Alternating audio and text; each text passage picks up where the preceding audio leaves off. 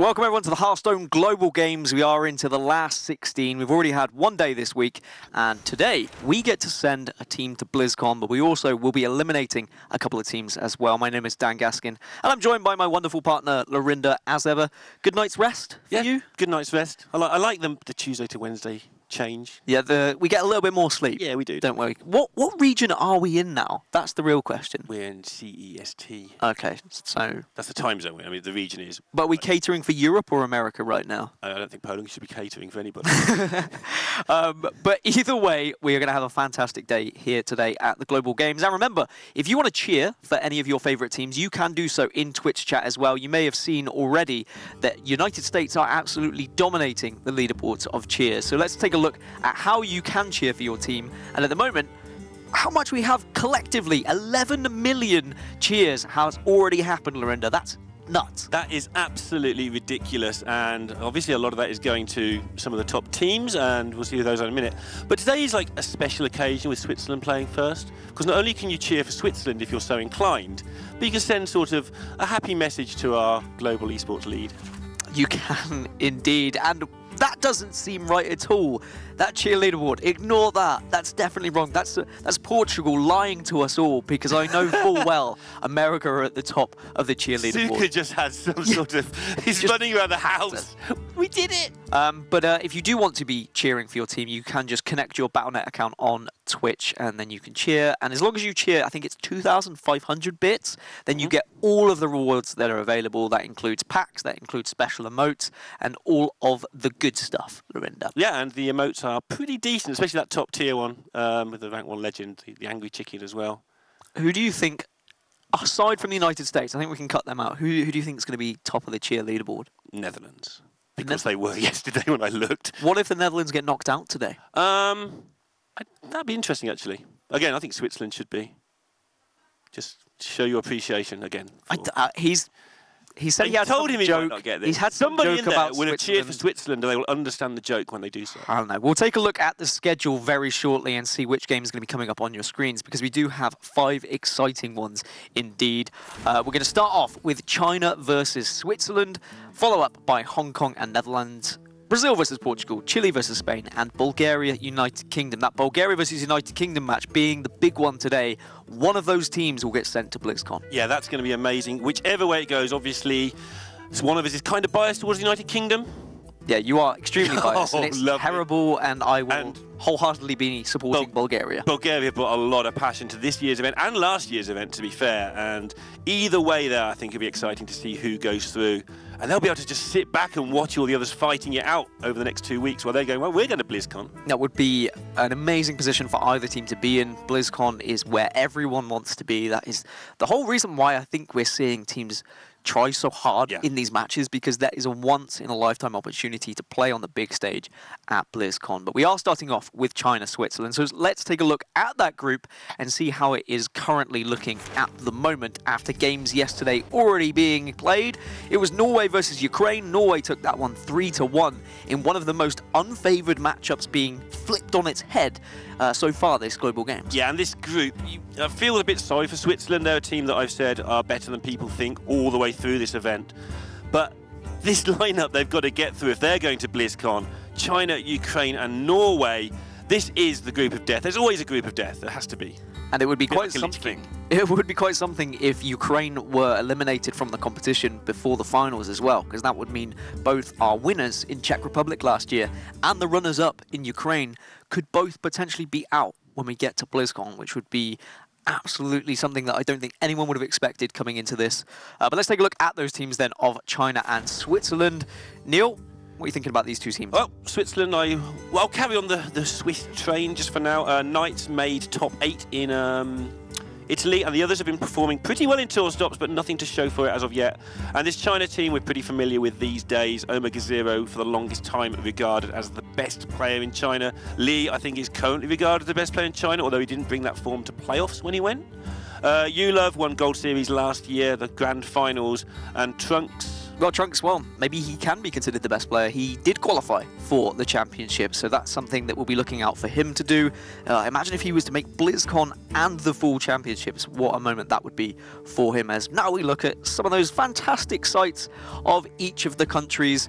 And don't worry, I'm not going to throw any facts at you just yet, Lorinda. I could already see you cringing ever so slightly. I'm terrified whenever you sort of look at pictures of countries and stuff, because I know it's coming at some point. It gets me excited. I mean, I have to say that doing the kind of fact research that I've done, I have learned quite a lot about countries and their traditions and their rituals. I know not all might not be strictly true, or at least 100% true. You got a bit confused yesterday as well, didn't you, with the Bulgaria thing, with the nodding and shaking their head, and then somebody sort of said good night to you, and you said good morning.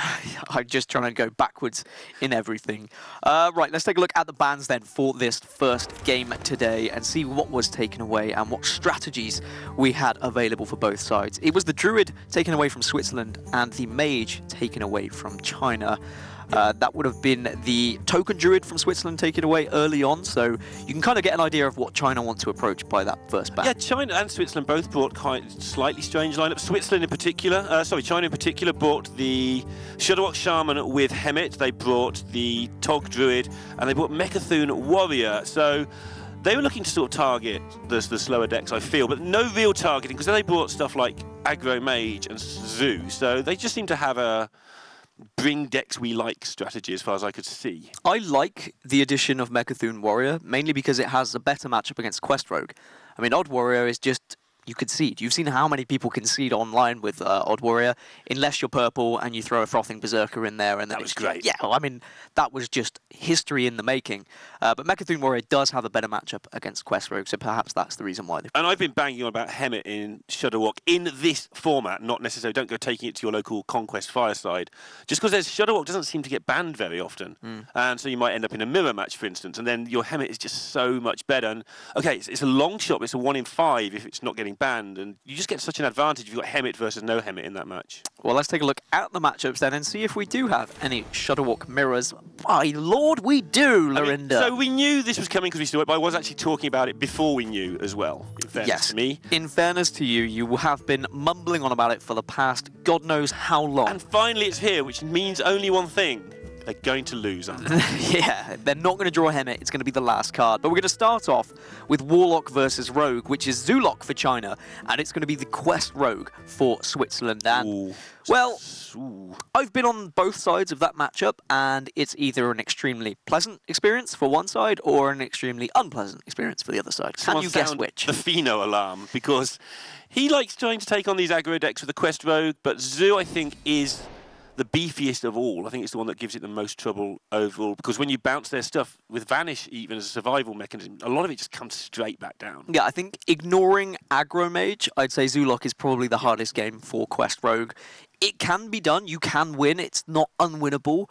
Certainly if you can find Glacial Shards with the Quest Rogue, you can really stall the damage that's coming out of the Zoolock, but you're going to be very terrified if a Keleseth comes out on 2, for example, because it's extremely hard to keep up with the pace and the pressure that the Zoolock does offer. And just briefly, while we look at these mulligans, there's a Happy Ghoul there, you can see. Going down the rest of the lineup, it's going to be the Togwaggle Druid for China taking on the Burn Mage with all that armor in the Tog deck. And then they've got the Shudderwock Mirror, where they've got the Hemet on the side of China. And if they do get to game 4, which, yeah, they're favoured in the first 3, but that doesn't mean they're going to win the first 3. That's not how favoured actually works. They've got Odd Rogue versus Evenlock, which is another favoured matchup. So China looking good, but we heard people talking about Norway and Ukraine yesterday, saying Ukraine couldn't lose and all this. That didn't happen. So anything can happen in this game depending on how the players actually play the game. And to be fair, that is what happens when you get amazing players working together. You can turn those unfavourable matchups into favourables. And already a decision made by Switzerland to play the Salty deckhand before the caverns below, recognising that we need to compete with the pressure of the Zoo early on. We're not going to be completing our quest with the deckhand anyway, so let's get it on the board, because it's the best way to answer like a Flame Imp on turn 1. This pickup from the Librarian, while you were talking about that, picked up the Voodoo Doctor with double Happy Ghoul. I was going to say about how they don't do any healing, this might be quite a slow start. And then this happened. Welcome to turn 1, ladies and gentlemen. Yeah. Not ideal for the question. Oh, they found the Glacial Shard. They'll be okay now. Well, I mean, you can meme, but it does help. They did put the deckhand on to try and compete with a Flame Imp. Okay. Like, which is a very good play. And at least they can take down one of these 2/1s, but the double Happy Ghoul is so difficult to go up against. They can freeze one of the 3/3s. If they didn't pick up the Voodoo Doctor, they just picked up a generic card they couldn't play. The next turn was Dagger, kill your 2/1, hit you.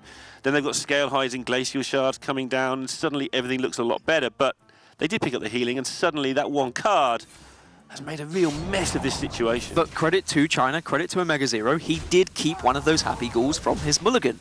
I've seen many a good Hearthstone player do this. I think it was Hunter Race kept Happy Ghouls back at HCT Japan, and he was punished for it because he didn't draw any of those healing effects and he lost the game. But when you are rewarded with those healing effects, you can see the damage it does. And Switzerland, now they're hoping for some bounce back effects here.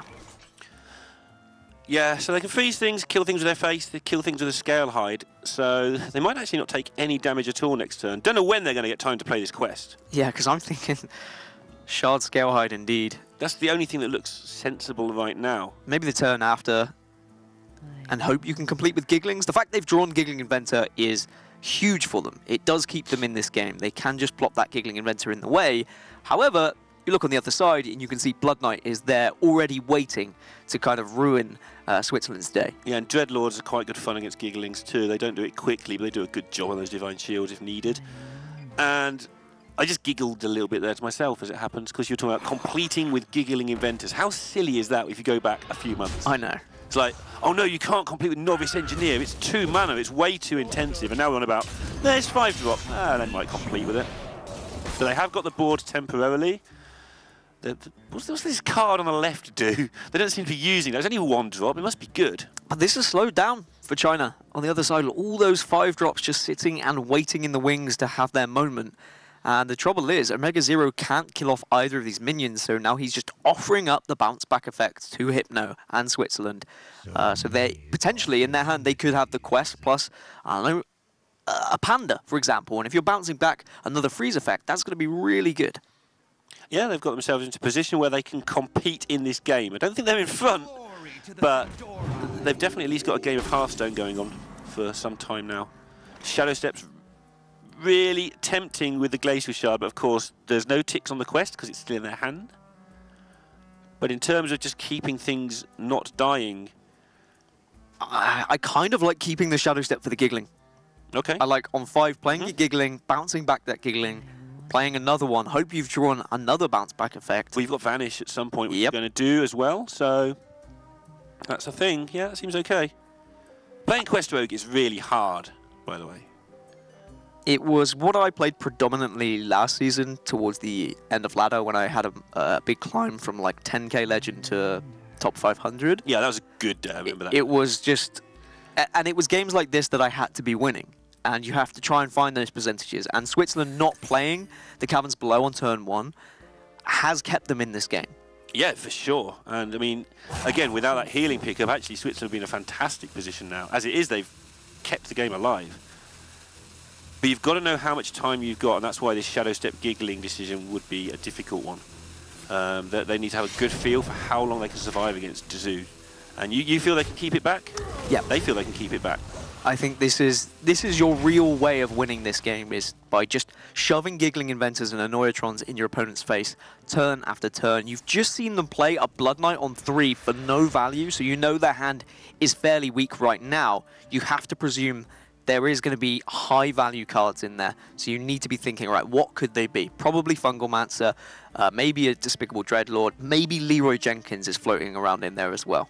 You know what Leroy does, just floats. I don't know what Leroy does, but it's very annoying either way. Doesn't do the 1% needed to finish off final bosses, that's for sure.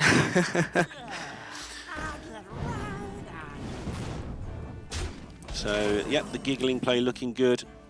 Novice might come in handy in a couple of turns' time. Obviously, you want that card draw once you've semi-stabilized to actually... Yeah, there's a long way to go before they win this game of Hearthstone. And Zoo's pretty resilient when it gets past turn 5.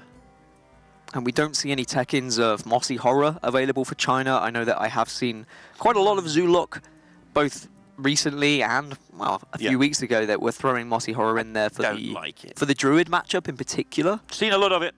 It probably makes sense in some metas, in some tournaments. I don't like it in general. I think it's a good ladder decision. You do? I do. I think it gives you that percentage you need against Druid that just have Spreading Plague. And it would help here, being able to take down a Giggling Inventor, for example. Yeah, I mean, Giggling Inventor is still in a lot of decks, even though its main heyday seems to have come and gone. But only because it was running Mossy Horror and Blood Knight. Well, I know everyone's still screaming out for the nerf of Giggling Inventor and all of that, but if people are starting to play it less in their deck because of tech decisions, then why would it need to be nerfed? There's going to be a tournament sometime, don't know when, don't know who, don't know where somebody runs 2 Giggling Inventors all their decks and everybody calls it an amazing, clever decision. Because they'll pick the time when all the hate has gone, when everyone stops running as many. It's going to happen, and it's like the weirdest thing to say, oh, well done, you ran 2 of the best card in the game. Well, Ultimate Infestation on the phone, hang on.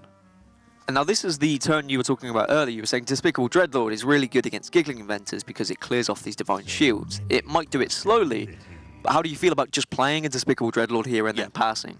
I think you've got to chew through the shields, actually, because with the Giggling being bounced back, part of the Dreadlord's fun there was to kill the 2-1 at the same time.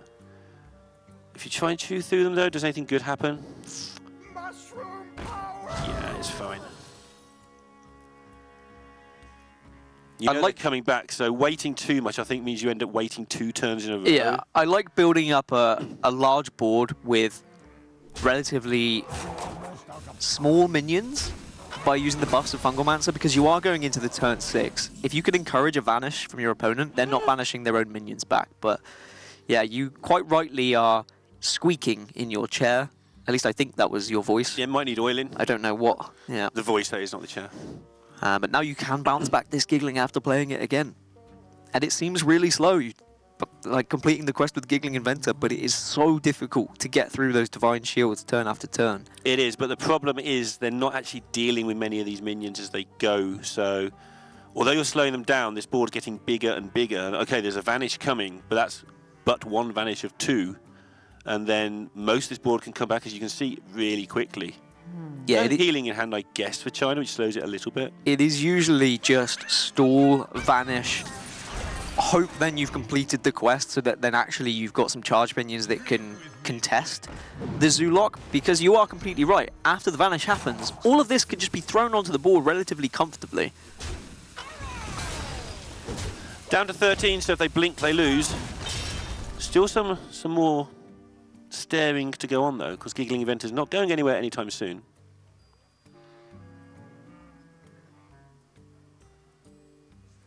China do need a plan here. They don't have another Blood Knight. It was just the 1 Blood Knight tech in for them. I wonder if they're tempted to Solarium here and just hope to get a whole bunch of cheap stuff they can throw on the board. That way, either they get vanished and they just put it all back down, or they start to go through the Giggling Inventor, because obviously things like Voidwalker are really good. I mean, they do still have some relatively high-cost minions left in their deck. They still have Leroy, they still have Saronite Chain Gangs, they still have Tar Creepers. So maybe that's a little bit of a risk on this turn when they just can plop down a Dreadlord. Yeah, they're going to develop it, and I think this is more aimed at next turn than this turn. So when the Giggling comes back down, you've just got all this pew effect with your second Dreadlord as well. And that's going to start wiping stuff out pretty rapidly. Now this is an interesting decision, because you want to bounce back another Giggling, because you've seen the Dreadlord, which means if you plop this Giggling Inventor onto the board, it's going to die. And that means you don't have the bounce back effect, so you are relying on drawing your second Giggling Inventor, because remember, this is the same one that they've been bouncing back every time. But you could Zola the next one? That's why I'm thinking maybe you vanish this turn, you can play 1 Annoyatron after the vanish, and then next turn you can Giggling into Zola. Seems like a thing. Take a while to discuss it, because obviously you can see a lot of what your opponent's going to do next turn, because it's on the board when you vanish. But it does look like they're going to start sneaking towards it. You can really see the value of preparation in this game. Imagine the card or the work? The card. Imagine if there was a prep available for Hypno. Like, there could have just been so much more done earlier with this vanish. Of course, you can't play the Annoyatron. It does cost 2. I realised that when I said it. Quest Rogue might be quite good. Remember, this turn 1 was 4 minions from China. Yeah. And now they've got no minions. And Switzerland is trying to complete the quest on Giggling Inventors, which... I don't know why I'm surprised, because I've seen it enough times where this has happened, but it still looks spectacular every time to me. You do have to be scared at 13, though, as the rogue, because Leroy and double soulfire is actually a thing that does exist. It's a pretty niche way of winning a game, but you're halfway through the deck, these things start happening about that point. Although you know what a lot of the cards are in your opponent's hand, obviously because of the vanish. And they're just setting up the best anti-giggling board they can. Which isn't actually that good. Oh, there's the card you were talking about. Yeah, even though it's maybe a little bit late, that is going to be very helpful for when they complete this quest, and they are not far off. 2 more Giggling Inventors. So they have the ability to do that. They're copying one now, they can bounce one next turn.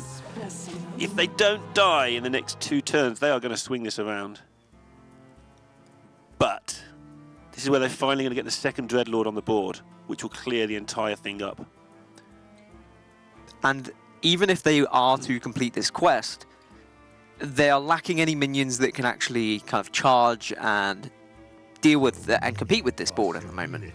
The Gigglings themselves, yes, in theory, they should all be 4/4s, but it depends whether these Dreadlords and the minions that are already available for China clear off those minions before they become 4/4s.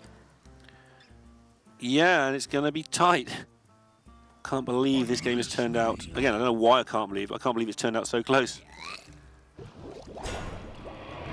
But again, even though Hypno's been doing the best he can, doing exactly what the deck's supposed to do and stall out, like you say, that's all it's doing for the time being, and there's a lot of gas in China's hand. And now we're at the magic number as well of 5 minions. 5 minions means that you can get through a Giggling Inventor's taunts and push some damage to face. That's going to make a big difference, obviously, because 13, not a great health total. Need a Valera maybe to tidy that up and buy yourself some time. Although I say that, there is another Anoyatron in hand for Switzerland. Yeah, so for this one turn, sure, but I knew what you meant. It's like they're just going to start going through every turn after this one. And there's a big minions mainly as well, especially with Fungalmancer back in hand. So even if they become 4/4s, something's going to start getting through. But it means that this turn, Hypno can play Giggling Inventor, Anoyatron, Youthful Brewmaster back the Giggling Inventor. Ooh, or he could not. Well, he's just well, he gets a shadow. Yeah, he's going to see where he stands first with a card draw. But I think... Still the same play, I think. Not it. Well, it's not an Anoyatron, sure. If they didn't pick up the Shadow Step... Because this now opens up the chance for Omega Zero to push some face damage and potentially have Leroy Jenkins and a Soulfire to win the game. Yeah. I think if you play around everything as Quest Rogue, you will lose more games than if you just do this. Sometimes you just got to not play around everything. Because you're in an unfavoured game in the first place. And there's a Soulfire, so now you can Solarium and you can just look for that Leroy Jenkins. And then Soulfire and discard it. Yeah, well, no, you could. again, so you could, can't. Yeah, that's the risk. I think they're more... You trade in 4 minions, you send 4 damage to face, you take your opponent down to 9. They're going to do... You just need Leroy Jenkins and you win this game. Not Leroy Jenkins. Not Leroy Jenkins. Also not Leroy Jenkins. Can Fungalmancer get you there? Not quite. So now it's decision time. And you really want to leave a gap on your board, don't you, in case you do get that Leroy into a situation later. I guess if these become 4/4s, you'll have plenty of gaps on your board. They're 1 off. They're 1 off with Fungalmancer, I believe. You can trade in 2 minions, use the Flame Imp, use the Soulfire, use the use the Fungalmancer on both sides, and then you send 12 damage to face. Yeah. Although you don't bother sending the Soulfire, probably. I mean, you might, because you might want to not discard the second Soulfire if you draw it, I guess. But this was the risk by not playing the Anoyatron last turn, is they've now allowed this damage to push face. If they had played another Anoyatron, none of this damage could have gone face in theory. And now they need a vanish. Sonya, everyone says it's great. Go on, Sonya, save the game. So the reason why Switzerland have saved back this Anoyatron is because they wanted the value of another 4/4 Anoyatron rather than just the 1/2 Anoyatron, which is stopping the damage, which does make sense. Because now you can play a Neutron, you can prep, you can play your quest, and you have 3 4/4 Divine Shield minions on board. Yeah, you can't easily get through that lot.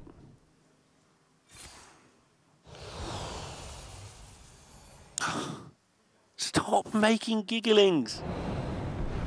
Actually, don't.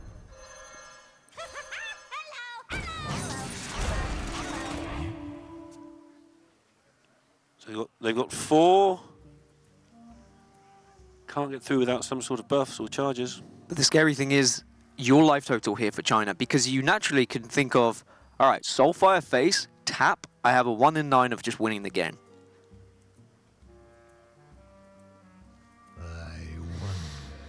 Wow.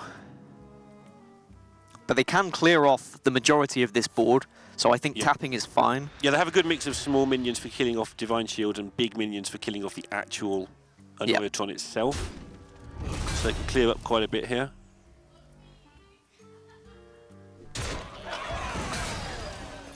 And again, they're getting close to that double Soulfire.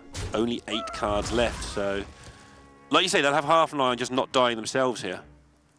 They can play out this Happy Ghoul first, and then they can use Soul Infusion on the Saronite Chain Gang if they want to. After they traded in a couple of minions. They need to go about this quite quickly, though. Yeah. They're sped up now. Of course, using all these cards is good, but it does mean that their Soulfire is going to be a lot more terrifying if they only end up with a double Soulfire solution. Yep. However, still hanging in there, Switzerland, I feel. They are. They can use Sonya to get another Giggling Inventor as well. I wonder if it's going to come down to like a 1 in 3 Soulfire. So they're going to have another... They're going to have 5 minions on the board with Divine Shield and 4/4. Yeah. But Omega Zero and China have done very well to have an intimidating board themselves. But they're also going to have this issue with Sonya sticking around. They've got this Soulfire which just wins the game when it goes face. But they've got to make sure that that's what they want to do. Because otherwise Sonya will just be ridiculous.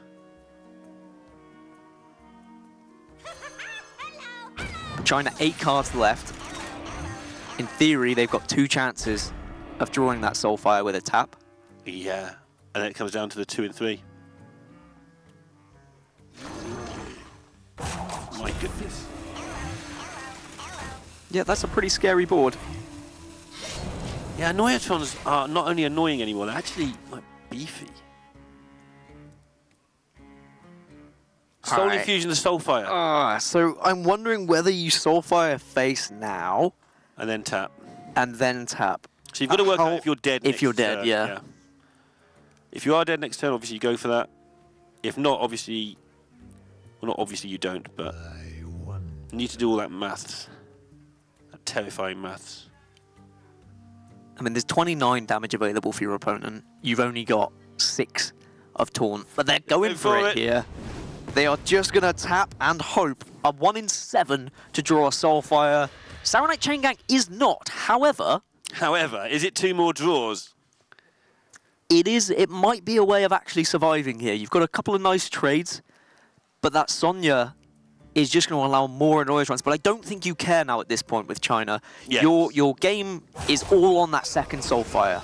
I'm watching Hypno's face. He's like, what have they drawn that isn't a concede? And I mean, I think he knows, but it is not a concede and it's not a Soulfire. Now he knows. See how many of these things they can put into trouble. What's even happening? There's stuff everywhere, Dan. Oh, Vanish? What was that noise? I mean, Vanish isn't going to win you this game. It really, it's just going to give your opponents a better, yeah.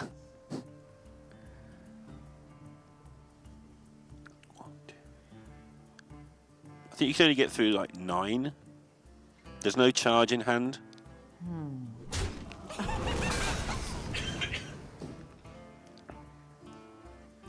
And China's going to get another draw at it. Obviously, Switzerland have to try and make sure they win as quickly as possible, preferably set up next turn lethal. So it's a complicated turn from where they're sat. From where China's sat, it's like, where's our Soulfire? Yeah, and Hypno can set up an next turn lethal by just building up a massive board of Annoyatrons and using the Giggling Inventor here. How many inventors in place? It's like number 7. Hypno is not worried about minion damage from his opponent. He knows that they can't get through all these Divine Shields. He just has to pray that of these 6 cards, there are 2 chances to draw a Soulfire that it is not hit. Yep. This has been a crazy game, like most Quest Road games end up being.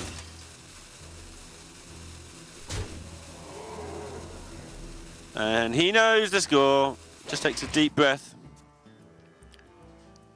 Leroy Jenkins is good, but not good enough. It's just not. Would have helped earlier, so you have one tap, a 1 in 5 to try and win this game. And there is the Soulfire. Omega Zero finally gets there. It was such a well-played game from Hypno in Switzerland right from the bat.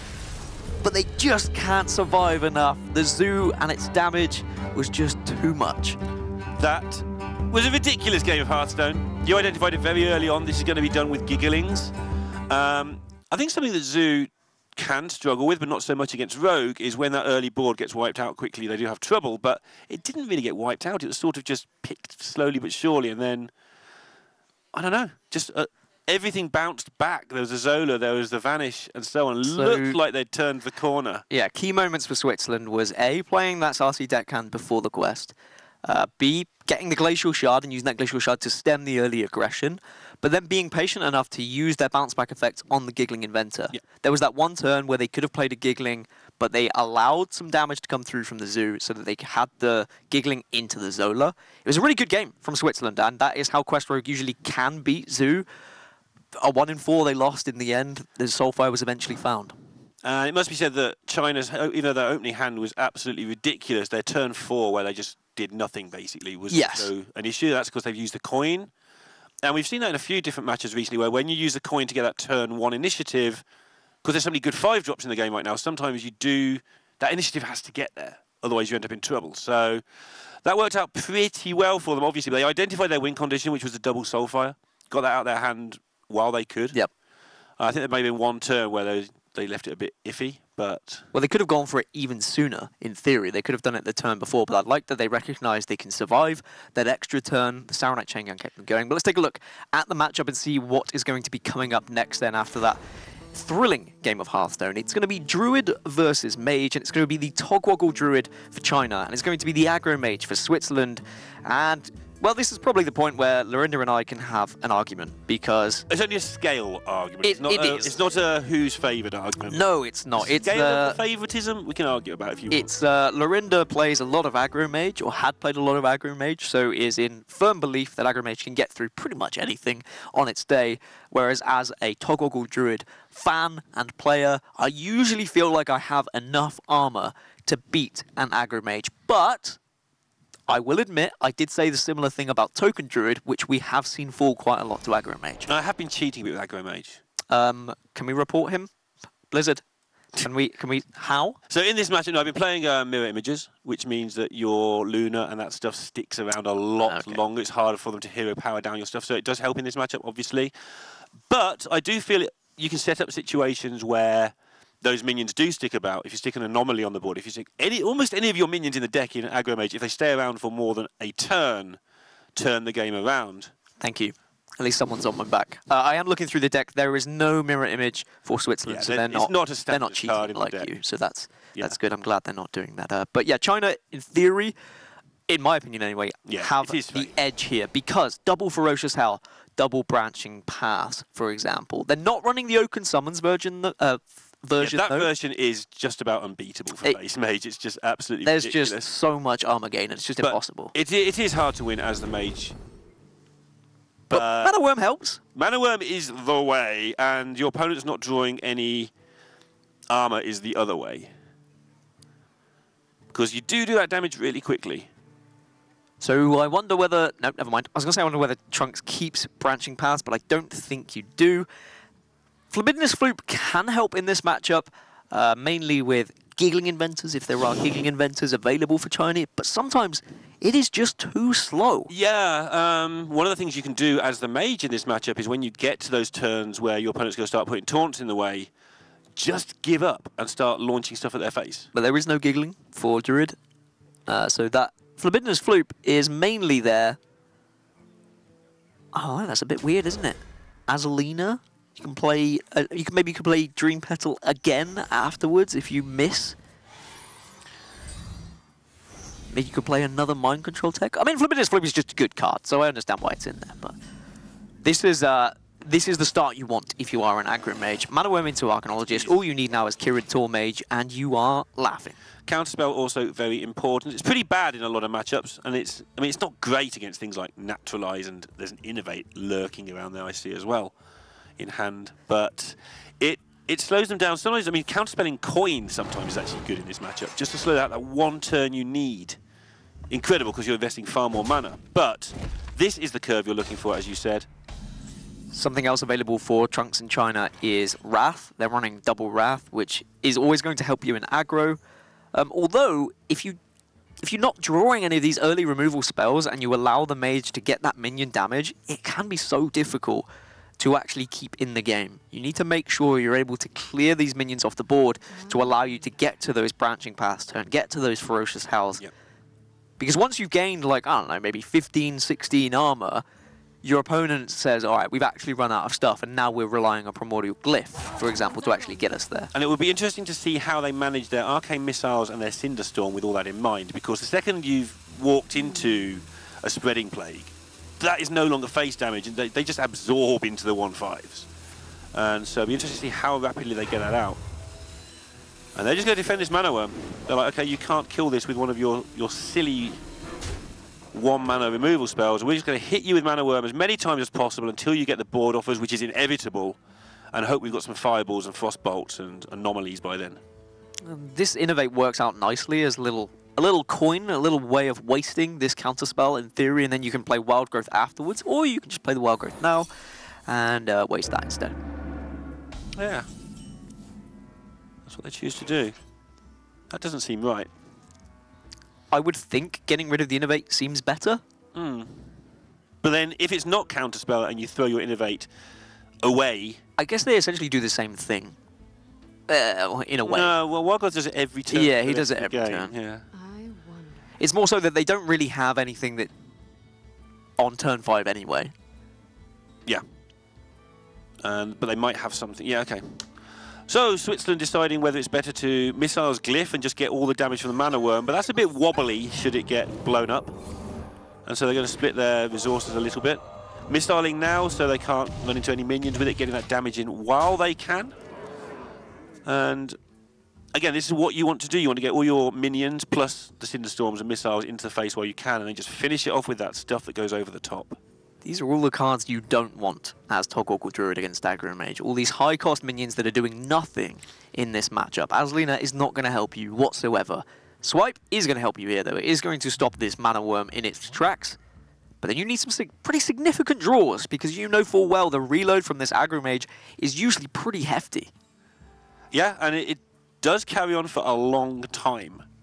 Yeah, your Frostbolts and your Fireballs, etc. You've got time. Luna may sit there. Luna's underrated as a card on turn sort of 7 or 8, as we saw a few weeks ago. Yes, when, yes, we when did. we taught you that one.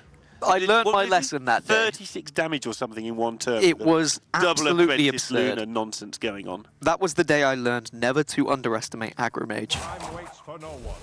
And that was a token druid playing that game, wasn't it? Yeah, I think it was. Because I was like, how do they get through this armor? Well, we learnt. A Luneth. A Luneth is there, which is going to help if this hand starts to dry out a little bit. Already got to start thinking if they want to ping a lot. I don't think they do, but it's damage wasted every time you don't ping. Yeah, I think the saving grace for China here is there's not going to be any more minion pressure anytime soon. It's just going to be one secret, and Explosive Ruins. The only issue for China is they have to try and maneuver their way around a potential second counterspell. They're just checking if there is one. There isn't a second counterspell. Ah, well, there we go then. So they don't need to maneuver there is. I think it's regarded by most people that counterspell is just a bad card in this deck. But then, if you don't play it, you don't have enough secrets to make your secret package actually worth running. You've played just double runes and no counterspell. Well, if you get double runes in your hand and they don't play a minion for 2 or 3 turns like this has been, then you've just got this useless card in your hand. So you sort of run the counterspell because it's the best of the rest. I've seen people run Mirror Entity. Yep. And it's not very good. No. But this works out nicely. You can now branching paths. You know there's no counter spell. You can gain all of that health back that your opponent's been chipping away. But the important factor is Switzerland have only used, what, one spell? It was one Arcane Missiles. Yep. They've not used any Frostbolts, no Fireballs, no Cinderstorms yet. So they did all that early damage with minion pressure. So that's exactly how Switzerland are going to win this game. This use of this anomaly will be interesting here. Obviously, it's a minion that can do bits of damage for the time being. It's not too terrifying if it does run into a mini spreading plague. But if you save it for later, obviously you can just do a lot. But I think with a Luneth in hand and the chance to draw a second one sooner rather than later, they may just decide we've still got time to do some minion damage. We've got to do 28. We probably need to do some minion damage. I wouldn't be surprised to see them put the anomaly on the board here just as a minion. And the reason it's a difficult decision is because next turn's probably a Luneth turn, which means you're never going to get the spell damage use out of the anomaly in the real world. I like the anomaly here. There is some form of consideration, just maybe for mana efficiency of Glyph and Cinderstorm and getting that 5 damage now before like a Plague comes out later. So that might be something that Knights considers as well. But take your time. You try to take as much time as possible without roping out here, just to make it not completely obvious. Because you know when a Mage Snap picks in this situation, it's always Pyroblast. Yes. And that extra 10 damage is 100% going to be needed here as well.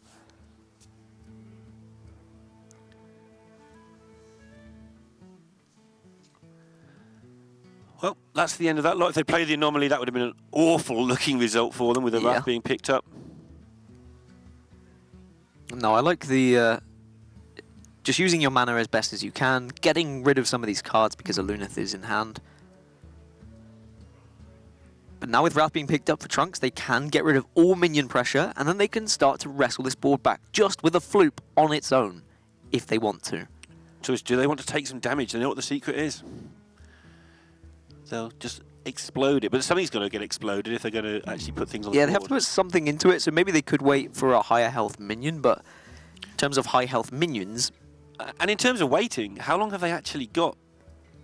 They don't know there's no Luneth now, so this is making their decision very difficult. Next turn they'll have a lot more clear picture of what's going on. I mean, they don't actually have a higher health minion than Floop, except Togwaggle. As Alina-ing this... Wow, that is a very aggressive play. That's throwing away your ultimate infestation, but you are getting a Luneth.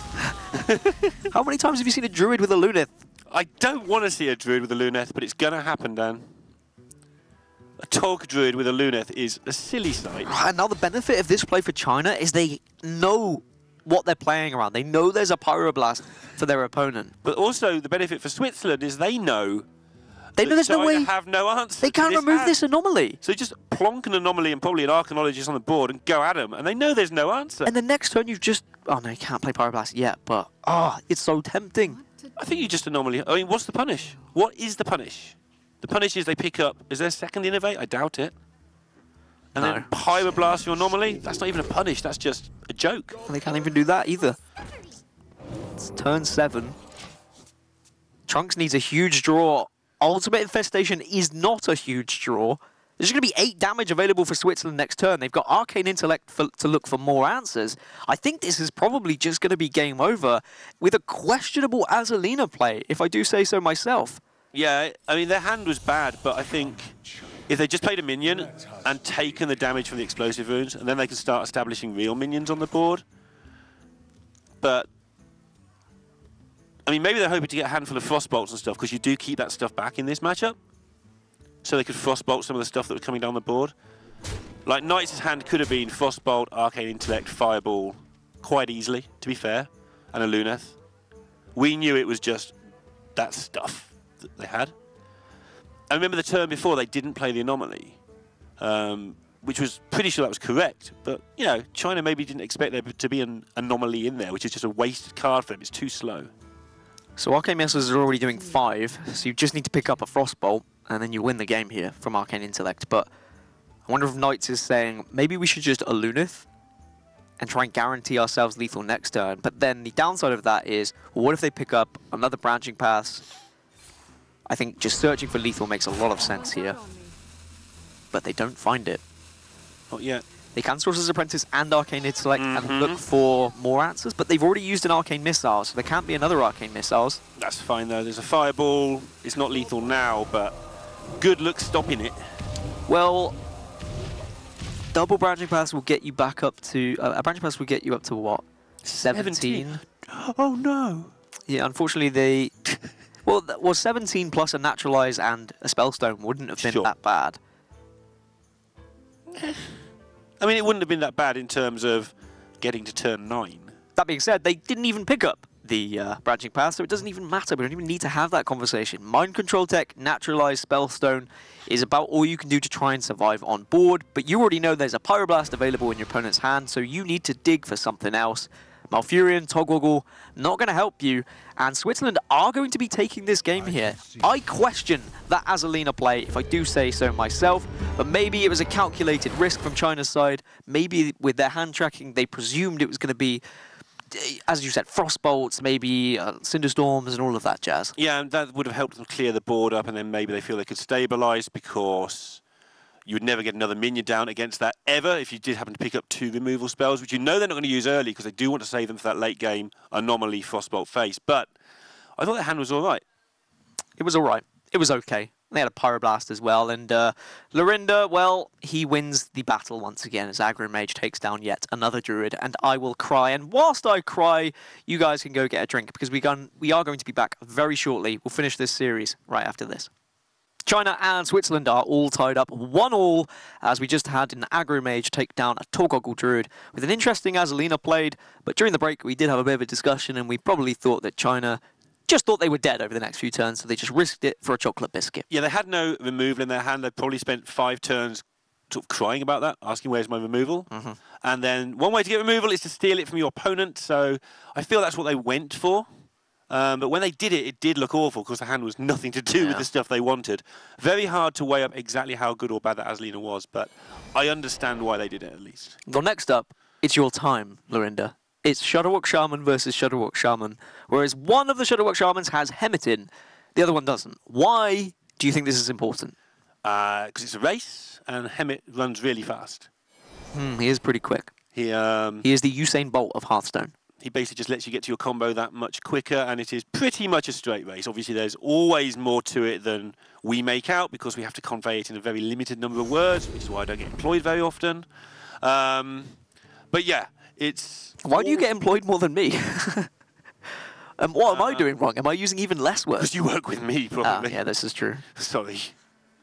But yeah, in terms of the very quick version, it's all about getting Hemet, and Hemet is Usain Bolt. So is Hemet a priority in the mulligan, do you feel, for China? I think so.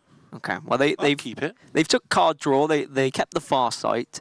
Certainly statistically, in Shudderwock mirrors, Shudderwock is actually one of the highest win rates from your mulligan.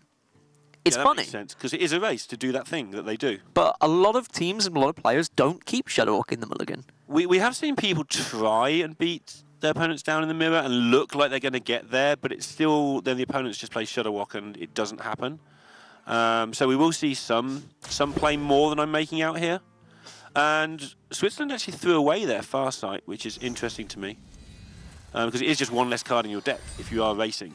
Just 3 mana, invest 3 mana for later. Well, another way of winning this matchup is a little bit of tempo. Keleseth into, like, Saronite chain gangs. That's the thing I was saying, though. Whenever we've seen... I mean, you definitely can. Yeah. It's doable. Whenever we've seen it happen, especially in this event, but in events around the world as well, it doesn't seem to quite do it. It always looks like it's going to do it, and then your opponent just does that Shudderwocky stuff. Because steals your things and stops them. And, I think I remember a Shudderwock mirror where Shudderwock was played when, like, Keleseth had been played and Grumble had been played, but there'd been no life drinkers, and there'd been Saronite chain gangs. Yeah. So they kept getting Shudderwock back, but all they were doing was buffing up their deck.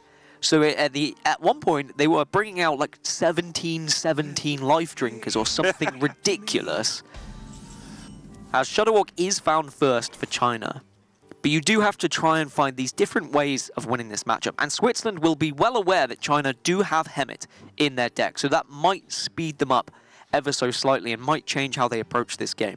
Yeah, and I'm talking about it as if it's a massive advantage. If Hemet's in the bottom half of your deck, he probably doesn't do much. I wonder. But obviously the times that you're in the top half of the deck is going to speed you up massively. And, I mean, we give all these lovely facts and stats and discussions and strategy about Shudderwock, but Shudderwock games never go how you think anyway. Because the Shudderwocks don't behave themselves. No, what was it yesterday for the United States losing a 1 in 5 or a 1 in 25 or whatever it bloomin' was? Like, you go to the Shudderwock Zoo as the Shudderwock keeper, and you're like, here, Shudderwocks, here's your dinner. And, like, one of them drops on your head, and another one's lying on its back with its legs in the air, and they're just not doing what you expect. They're just supposed to come and eat the food with their claws and jaws. They're too smart. It's just like Jurassic Park, where they leave their tracking devices and then they escape their cages. You talk about that film a lot. It's a great film. All of them. All of them. Other films are available, but I am a big fan of Jurassic Park. There's enough dinosaurs in Hearthstone that I can talk about that. Yep. Cast with one often enough. You cast with it. Oh, okay.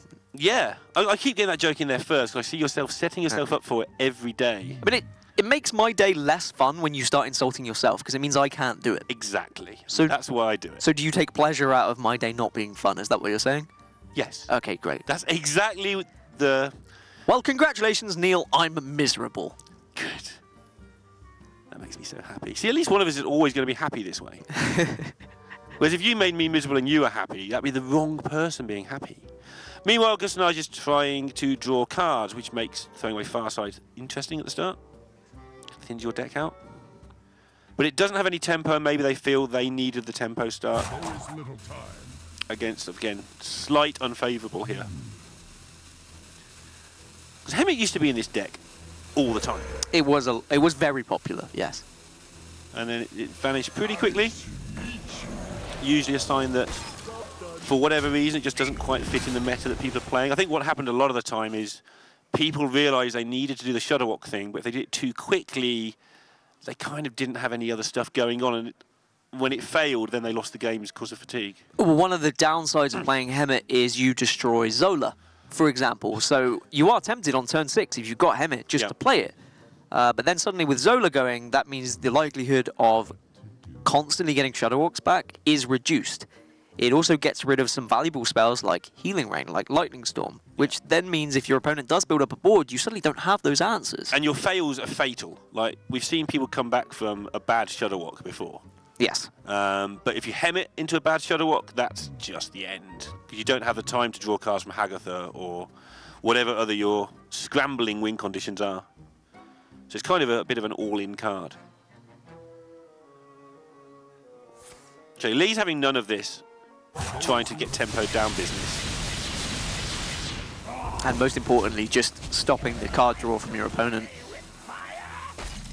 I think China know that if they can stem this card draw enough, get close to their Hemet, they should be in a comfortable spot. Yeah. We always got to be careful with this matchup. We never are, anybody, any caster ever, in that should be in a comfortable spot if this happens. But you've always got to keep an eye on what's happening on the other side. There's already a Life Drinker and a Grumble hanging around for Switzerland. So a sudden Shudderwock can really change things in a hurry. It can, because you can just play Shudderwock without everything needed. As long as you get the bounce back effect, as long as you can keep playing a Shudderwock, usually some of the effects it's doing is going to be able to win you the game in one way or another. And that's what led to Ike and Crane building Good Shaman, and it's like the idea of that's going to be so powerful. I know you were a fan of the idea as well. Like, that's so powerful, we don't need to build our deck around it. We just have it as a powerful thing you can do, and then you build your deck around it. But so far, that deck hasn't caught on in popularity as much as I would like to see. Yeah, I think the only person who's still successfully piloting it is Ike. Felizoni's High Legend again with Good Shaman. But I guess that's because when you know the matchups and you know your outs, you are going to play a lot better. Yeah, I mean, Hearthstone has specialists in all sorts. Yeah, it does. And maybe just it's so much more common now for Shudderwock Shaman to exist. It's so much easier to learn what those ins and outs are because you can see the statistics online. You can see what you should be mulliganing for example, whereas those statistics aren't as easy to find on a Good Shaman list that just isn't played as much. Yeah, you can't learn the deck as quickly. And it's also easier to learn a deck you built yourself because you know why it's doing its thing. And again, that's why we have specialists. And that's why I think the top players in the world are getting so good this year is because they seem to be specialists in 3 or 4 decks at once, whereas previously people just learned a lineup for a tournament and then sort of forgot it again. Not quite that simple. Obviously, the players were good. But we now seem to have players who can pick up a deck and become almost as good as a specialist in a week. Now, I am going to take this time to give you a quick fact Lorinda. Okay. And I know I haven't been doing it mid-game as of late, but I'm going to do it because you can see the Switzerland flag on your screen there, on the left-hand side. Did you know Switzerland are only one of 2 countries who actually have a square flag rather than a rectangle flag? I'm buying time. I know what's going to happen. I know what he wants me to ask him. I didn't know that, Dan. No. Who's the other one? The Vatican also has a square flag. Oh. Yeah. The only one. The only other one. So maybe we should change that. Shall I tell production it's a square flag instead? Don't upset them. And at least they've updated us. 49 facts for you. That is cool. I didn't know that. 49 times Lorinda is sick and tired of them. I didn't even have an alternative question that time because I've got to be fair. I can't just like say who made it or something. That's just not even playing the game. Another Sauronite being found now, but this time on the side of Switzerland. Yep. So they're actually doing slightly better in terms of combo bits, and they've actually drawn 1 extra card. Well, in terms of combo bits, Switzerland have just had the extra Keleseth, I believe. But they have Grumble in hand, which is an advantage, but Shudderwock, in theory, you could say that's an advantage as well. Yeah, and the rest of their hand is kind of cluttery. Volcano, Healing Rain, all that stuff. Healing Rain might buy them a turn at some point somehow. So whilst I was talking about square flags, we did see Lee play Farsight and get a Farsight, but rather than playing that Farsight again just for 0, which naturally you might do, instead he's waiting for Electra. He is. And he's saying, well, I could just, for only 3 mana, I could draw 2 cards. Yep, and when it's all about cards, that's a good thing to do. Yep. And also waiting for Hemet. Yeah? Because after Hemet's been played, you can then guarantee yourself a good card with that Farsight. Alright, well, you haven't got Shudderwock in your hand. You don't really know what's going on next turn. Good time to just get that Volcano out of your hand and clear a board with it. I think part of it is just emptying stuff from your hand. Oh, okay. Hello, welcome. Hemet has arrived, and you've got a Farsight to follow afterwards as well. You've already got Shudderwock in hand. Watch this deck disappear. Lee is a magician. 18 down to 6. Make that 5 now, and I would be surprised if Switzerland are able to find a victory. They need to find all of their pieces, and they need to find them now. Don't put the pressure on them. Oh, okay, sorry, I take it back. See what happens when you put pressure on? Oh, they draw an ooze. Poor ooze. But they do have Grumble. They have played... Well, so this is the problem. Because they didn't play the Sauronite Chain Gang last turn, they now have to play it this turn. Because in theory, they played their Chain Gang, they played Life Drinker, they played a Glacial Shard. If they play Grumble next turn, and then they play... And then they draw Shudderwock, they still have a chance to win. Lee picks up Hex, as you can see. That's 2 complete whiffs. Why thin your deck out, you might be thinking to yourself, when you're going to draw Volcano and then Hex? Well, you have to at some point. All he's looking for is his Grumble and his second Sauronite, really. It does mean that, as I said earlier, he has just destroyed Zola. Yeah. So, could ruin the chances a little bit there, along the way. But that's the risk you take. That's sort of what we're saying. It's like, you go off quicker and more often, and occasionally it's not as stable. Also, the best he's going to have is, what, 2 Sauronite Chain Gangs for his Shudderwock? And a 1 Grumble. Yeah, that could be unless he can get one of these Sauronite Chain Gangs to stick, and then he can Grumble one of those Sauronites back, and then he can play that before the Shudderwock. That's what China will really want to do. So you're getting rid of the Volcano now. Decent chance they just survive their minion here, yeah. The big minions have such a massive odds of surviving that he actually went for that. That's a really heads-up play there from Lee. Realising there's a very good chance this situation would happen. This wasn't just blind luck, this was actually very likely. Because if you think about it, when one of the minions gets down to 1 health and the other gets down to 3, it's got to hit 3 50-50s in a row to die instead of the other one. So, very quickly win those races with a bigger minion. It was very quick from Lee, you are right. But Grumble now is available for Switzerland if they do want to play. If they are recognising that actually we're just going to lose, or we could lose in 4 turns, maybe we get on the aggressive, we play Grumble, and we just hope that Shudderwock is drawn. Yeah, there's also the other plan they've got to think about, which is, okay, we know that China here are on a decent chance of whiffing. We don't know what that left-hand card is exactly. We don't know exactly if there's a Zola, but there's a good chance China just don't have a great percentage chance of the Shudderwock doing its thing. Maybe we can set something else up and just win all the times that it goes wrong for China. So they've got to sort of choose their path carefully, as you always should. So with that in mind, Switzerland will want to keep back this volcano for potentially a board full of a few Shudderwocks. They might need that plus a lightning storm. Yeah.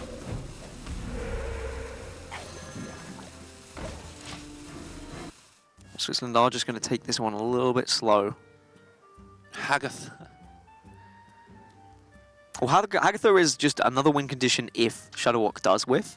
It kind of isn't though, right? Yeah, you've got a lot less resources now, for sure.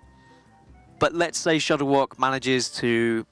Well, let's say this Hemet manages to push a little bit more damage to face. Shudderwock throws a life drinker or two at your opponent. Maybe Hagatha can find you something else. Is that what Shudderwocks do? They throw things at people. I don't know what really they do. Maybe they spit them? Ooh. Well, Shudderwock's... I mean, if you look at him, he's not really a particularly nice thing. And actually, as I said that, the golden version, he does spit. Okay. So, spitting a life drinker, definitely on the cards. So I'm wondering whether Shudderwock, like, consumes all of these things. Like, does he eat Saronite chain gangs? I think he probably And does he eat life drinkers? Oh yeah, definitely. And then he just brings them back up. For those of you having your lunch around the world, hope you're enjoying this stream. Who's having lunch at 5 o'clock? Oh wait, there's different time zones, isn't there? Yeah, that's true. Yeah. But I don't think there's any currently at that sort of time. Of course, you're in the middle of the Atlantic. So if you're in the middle of the Atlantic right now watching this, enjoy your lunch. Right, Hagatha is something for Switzerland. At least it allows them to clear this Hemet and stop this this damage that could be coming to face. And it gives them more options, gives them more answers, and gives them more chance at being able to survive this. Do they think that China will play their Hagatha? I think the answer is no, most likely. Because if they do think that's going to happen, they can keep theirs off and kill any Shudderwocks on a failed Shudderwockiness. I wonder.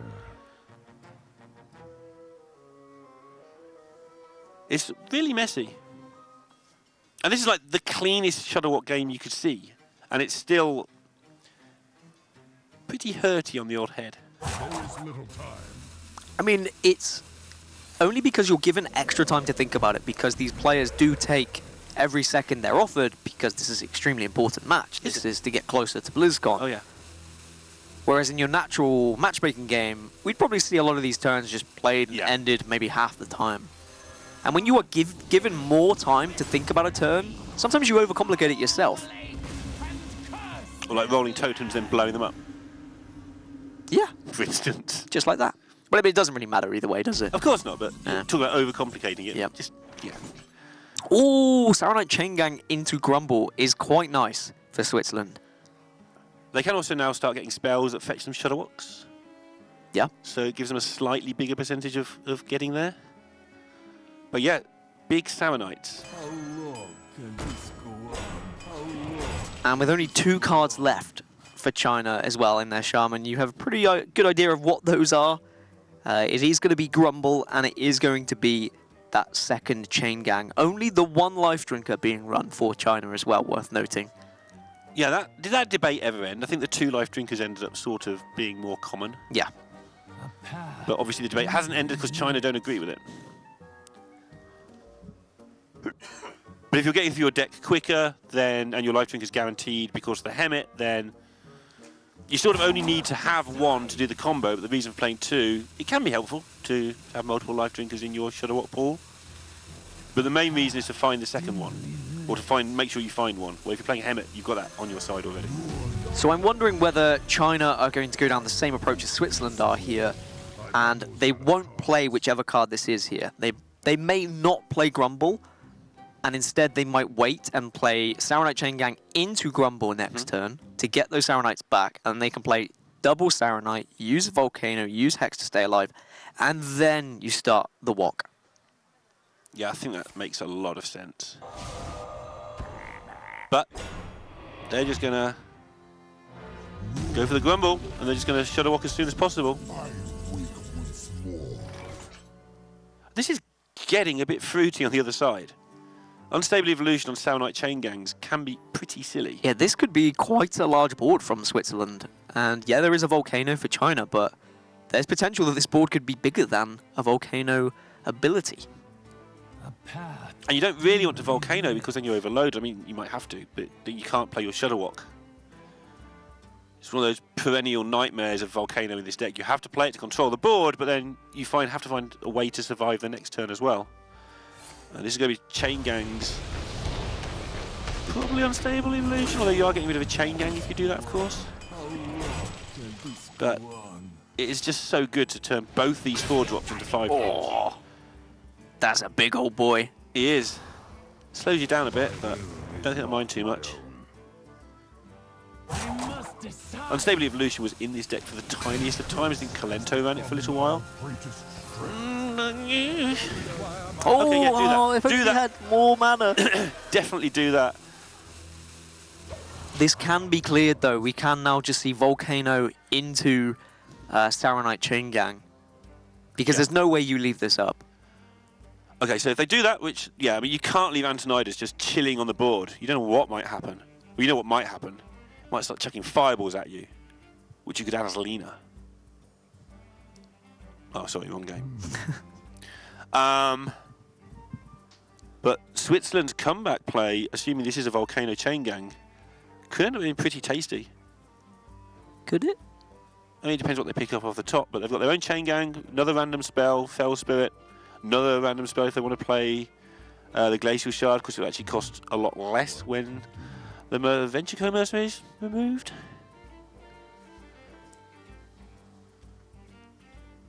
And bear in mind, if China are somehow thinking of playing Shudderwock now, they've only played one Saronite Chain Gang.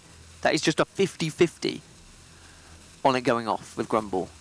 So you have to play Saronite first. I remember the arena days where you'd leave your opponent's Venture Co up the whole game and just try and block it with taunts and stuff. I just couldn't play anything. I was trying to work out there, if this is early in the game, could Lee have found a situation where they just kill everything with that and they can never play Shudderwock because it costs like 12 or something? Yeah. That would have been hilarious. But that's a different game in a different time zone. A different planet. But for Switzerland here, they do just have the option of building a board and say, well, their Shudderwock actually has quite a high percentage chance of just missing here. Yeah. And then we probably just win the game, because as long as we've got enough on the board to mess with our opponent... Dan's getting excitable. That usually means a good card's been picked up. Well, now they could just Zola back Saronite Chain Gang, play another Saronite, just build this board up. If Shudderwock whiffs, they've got the Stormbringer to just say, well, have that, son. We'll have that, son. You what, mate? They don't do it now, though, surely, Bassi. Okay. Well, good luck. Oh, that doesn't help them at all. That gives... Wait, does that make everything one cost for their opponent? Something like that. I can't remember. It definitely reduces cost. I think it might even be 0. Oh, it is 0. So Shudderwock is just 0 now. So it doesn't really matter. As long as China don't whiff here, they just win the game. But if they right do here, whiff right now. It goes insane because they can't remove the 3/7, and then Switzerland just empty their spewing. Oh, it's Saronite goes off first. You wanted to see the thing happen, didn't you? And now you can play both Saronites first, and you can just have lots of fun. Oh my goodness. My jaws that claws that. My jaws that claws that. And Hemet has managed to get China there. Yeah? Just about. Wow. That was getting so interesting just for a second there.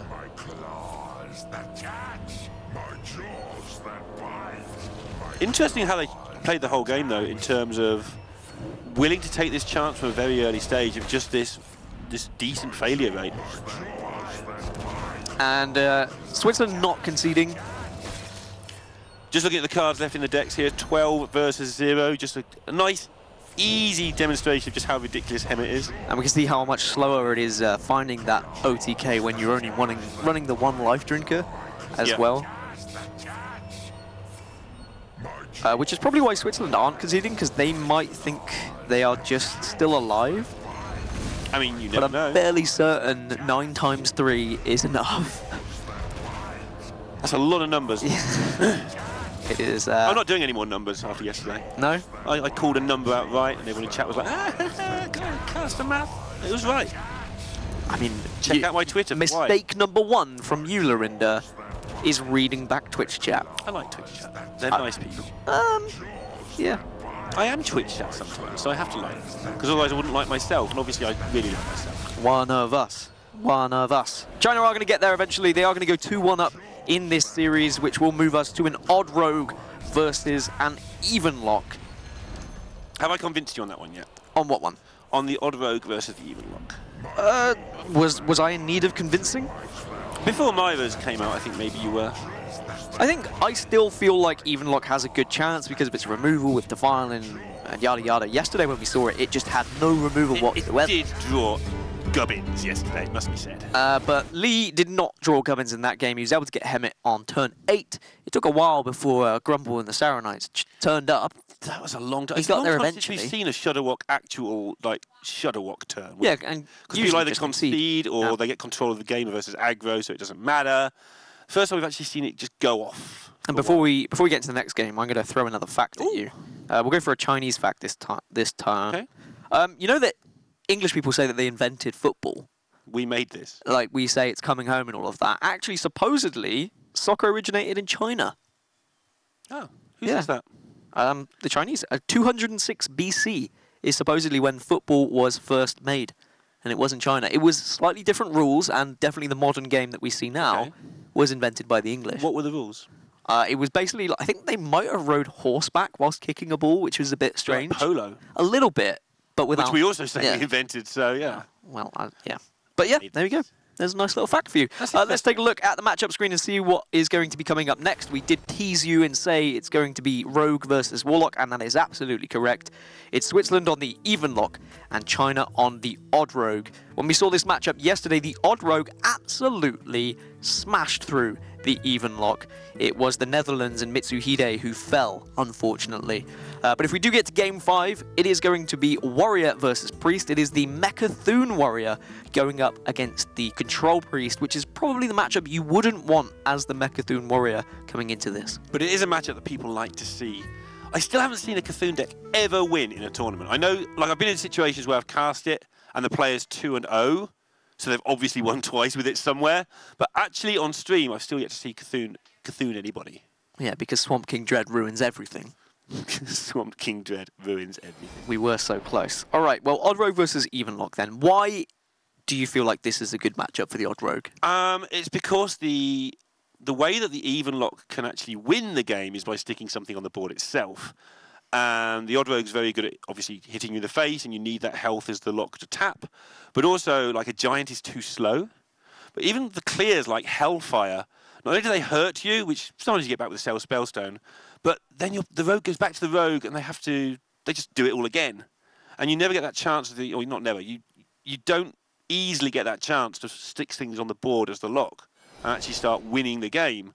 And because the Rogue now has Myra's unstable element, which is the word I always forget, it just has even more damage. So all the messing around the Warlock has to do to stabilize just tends to result in it being dead before it stabilizes. So would you say the key for the Warlock is maybe finding like hooked Reavers, for example, and being able to put them in the way of Odd Rogue? That helps a lot. The Rogue can chew through them. It can also blow them up with Vile Spines. But yeah, that's definitely a thing that can help. But it's not something the Rogue has to overly worry about. I think the one time it matters is if you can put them down to 18 or 17 on turn 5, then maybe you'll skip a point of damage then. But if they're only on 18 by turn 5, maybe you're in trouble anyway. Because the Rogue can struggle a little bit because they lack silence. We don't see any owls it's just in the Vile list. Spine usually. There's a couple of Blood Knights available as tech-in decisions, which makes sense. You've got your own Giggling Inventors as the Odd Rogue as well. And we'll see. We'll see whether maybe the Even Lock finds those early Defiles. They manage to actually put a minion or two on the board to try and compete. But certainly yesterday, Mitsuhide in the Netherlands, they really struggled with this Even Lock. And even though naturally you look at this mulligan and you say, Mountain Giant in my starting hand. Dan's giving it like the come on hands. Is there a reason to maybe just throw this away? It's weird. The Twilight Drake might be better than the Mountain Giant because it might have higher health, but that's only if you're tapping, and you're not intending on tapping. You're intending on throwing things onto the board to not die. It's tough for me. Somehow you've got to win the game, so Mountain Giant's good, but how much are you tapping against Odd Rogue? That's the thing. You have to tap a couple of times to play that Mountain Giant. Maybe you get a Sun Fury Protector alongside it, and then suddenly you're laughing. But I like throwing all of this away. I like looking for some of this early game removal, some smaller minions that can actually compete, and, well, that's kind of in the middle. 2 Shroom Brewers might help. You know what's not in the middle? Oh my goodness! Is China's ridiculous hand. Oh, that is fairly ridiculous. It's very ridiculous. Argent Squire into Dagger, into Clan Thug, into, if the Squire still has a shield, Blood Knight. Into, if this all goes wrong, we'll kill you with Myra's Unstable. It's funny how something called Unstable Element can stabilize your deck, isn't it? The light protects me. Everyone laughed at, I think they were, when you had the ability to draw the rest of your deck, you were like, this is stupid. What a stupid card. Turns out it works out pretty well. I think what happened is everybody tried to build combo decks with it. And Mechathune decks. Mechathune decks, the obvious thing to play with this card. And it just turns out it's better to just kill your opponents. Who knew? So we do see Defile being picked up by Switzerland here. And China are actually just going to go super aggressive and Defile that. Put a 6/6 on the board. Yeah, I mean, how do you deal with this, ever, as Warlock? You put a 7/7 with Taunt in the way, eventually. Ooh. Oh, and you're just tapping. They just don't have the tools to deal with this naughty 6/6. You can Defile to weaken it down to 5, then you have a Hellfire next turn, and then you have a Spellstone the following turn afterwards, but you've already taken 18 damage by that point. Plus the 3 own goals. The blowback. And China invented football, so... Yeah.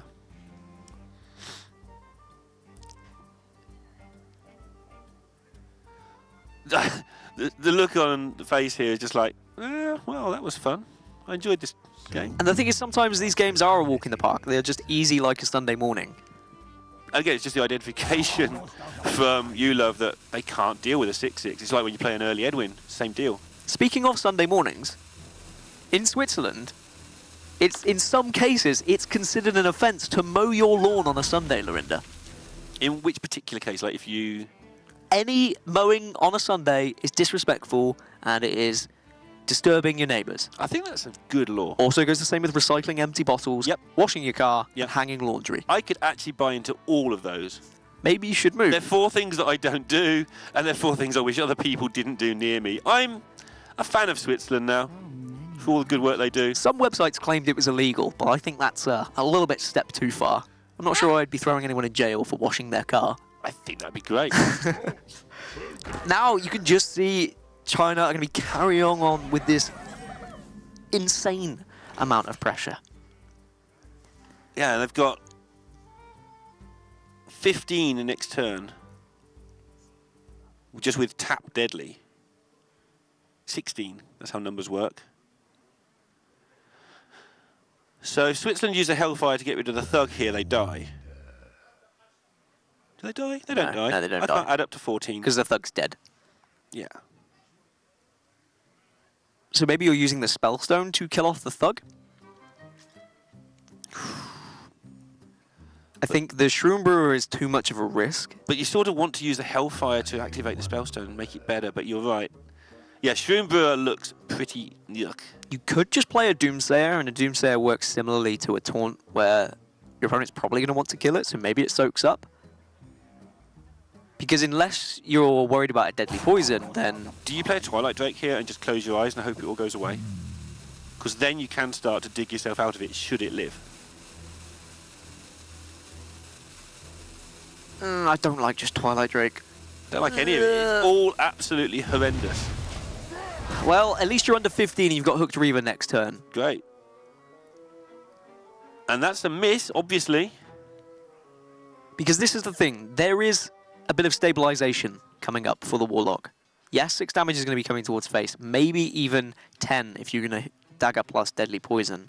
They do have a lot of healing in hand, in fact. Yes. Double Shroom Brewer, and Spellstone, and Hooked Reaver. It's not going to be simple to batter through this for China.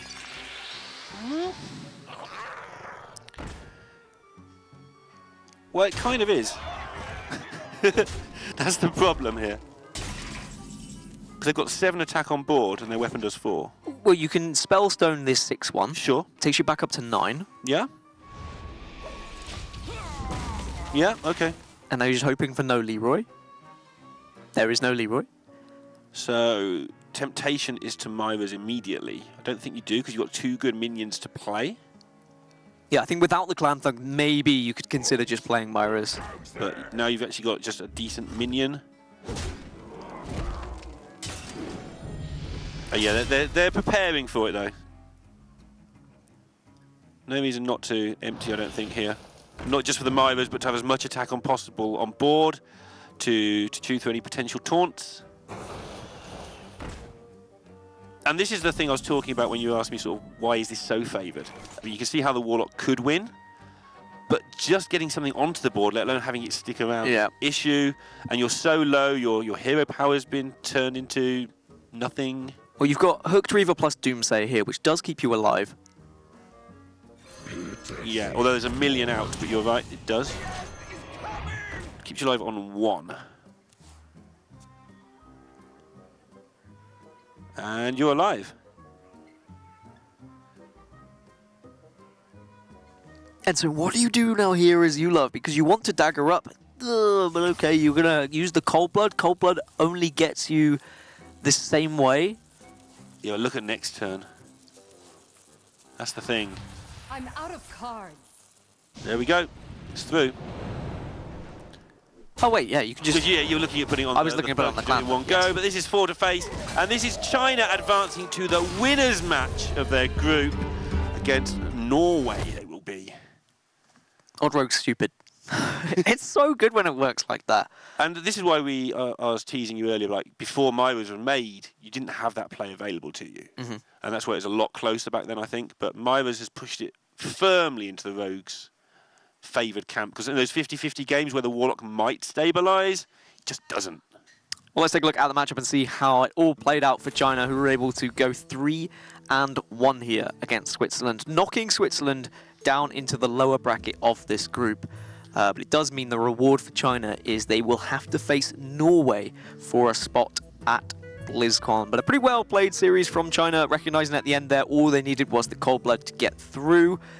And they, well, when you're going to be drawing through your entirety of your deck, the chances of finding one of those Cold Bloods is pretty high. Yeah, I feel a little bit for Switzerland there. They did run into a great wall of unwinnable matchups, to be fair to them. Yeah, but they gave it a good effort. For example, the Quest Rogue game that we started off with today was a great game from Hypno. They didn't manage to get over the line in the end. It was a 1-in-4 draw for Omega Zero to hit his second Soulfire, which was able to secure them the opening of this series. And to be fair, maybe shaped this series, because if we had have got to Game 5, the Control Priest does have a good matchup against Mechathune Warrior. Yeah, just if they could just get this one, I think you're right. I think they may have been in a favourable position, but I think they would have known when they saw the lineups they had it to, especially against China. It's going to be very difficult to overturn all that. This was the... I'd like to hear a lot about what people think about that Azalina, especially with the Wrath in hand. Lots of intricacies about that decision, I feel, and that was the intricacy of the next turn. Yeah, they just had to concede at that point because they realised they were dead. But then we got into the Shudderwock mirror, and I say a mirror because it wasn't really a mirror because Hemet was being played, which changes this matchup quite considerably, as it did for China. Even though Switzerland were able to get unstable evolutions and they were able to change all their minions into legendary minions, it just wasn't enough for them in the end. But China did give themselves a decent failure rate there, must be said, and look at this evolve. All these legendaries. Yeah, just giving a 0 mana Shudderwock to your opponent isn't great, but you're right, there was still a chance it could have failed there, and Lee could have given himself better chances by playing Saronite and then playing Grumble and then playing Saronite, but he was just worried about the time that was left. He was into fatigue, and things start to get tricky when you are into fatigue. And then we got here in the final game with the Odd Rogue just smashing through, You Love recognizing all he needed was that cold blood to be able to push through this hooked Reaver and find lethal with his Clan Thug. The Clan Thug that is just always such a nuisance, such an amazing minion, and it got the job done in the end. Yeah, Switzerland probably feel a little bit hard done by overall there, I think. They didn't throw their Farsight away in the Shaman match, Myra, I'm not sure. They did throw it away, they didn't keep it. Yeah. They're obviously going for the Keleseth flying start, I think. Maybe they wanted a little bit more to draw. race the Hemet. Let's see. Choice for. Let's see how that game affects the group, though, and how the bracket is lining up going into the rest of these couple of weeks. Norway versus China will play each other for a spot in the top 8, which is Blizzcon. Whereas down in the losers bracket, Ukraine and Switzerland will be fighting for their lives. Previous runners-up of the Global Games, Ukraine. Their backs are against the wall, aren't they, Lorinda? They are a little bit, but I just feel sorry for Switzerland. It's like, oh, well, we lost to China. Yeah, there was always going to be one good team in our group. Who do we play now? Oh, Kalento and the boys. Yeah, Ukraine, Norway, China, Switzerland. I mean, this is actually a really tough group. I know we talk about Group D being the group of death. This is Group D. Well, that's why we're talking about Group D being the group of death then, because it is the group of death. Anyway, next up is going to be Hong Kong versus Netherlands. I'm sure we're going to go have a little chuckle about that one ourselves. Chuckle about it, but yeah. Coming up, Delrock and Falcone will bring you all of the action. Don't go anywhere. We'll be right back.